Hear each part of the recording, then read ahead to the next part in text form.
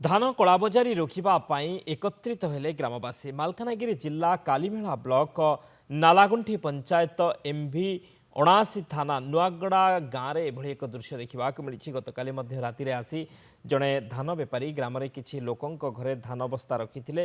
ଗାଁ ଲୋକ ପ୍ରତିବାଦ କରିବାରୁ ସେମାନଙ୍କ କଥା ନ ଶୁଣି ଜୋର ଜବରଦସ୍ତ ପ୍ରାୟ 50 କ୍ୱିଣ୍ଟାଲ ଧାନ ରଖିଥିଲେ। ସକାଳେ ଗ୍ରାମବାସୀ ମିଳିମିଶି ଗଣମାଧ୍ୟମ ପ୍ରତିନିଧିମାନଙ୍କୁ ଡାକିବା ସହ ଏମ୍ଭି 79 ଥାନାକୁ ଖବର ଦେଇଥିଲେ। ଘଟଣାସ୍ଥଳରେ ଏମ୍ଭି 79 ପୁଲିସ ପହଞ୍ଚି ତଦନ୍ତ ଆରମ୍ଭ କରିଛି।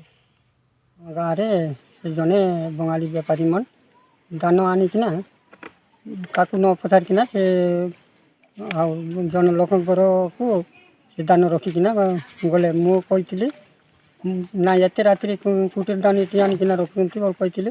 ମୋର କଥା ବି ଶୁଣୁ ନାହିଁ। ସେ ଜବରଦସ୍ତ ପକାଇକିନା ଗଲେ।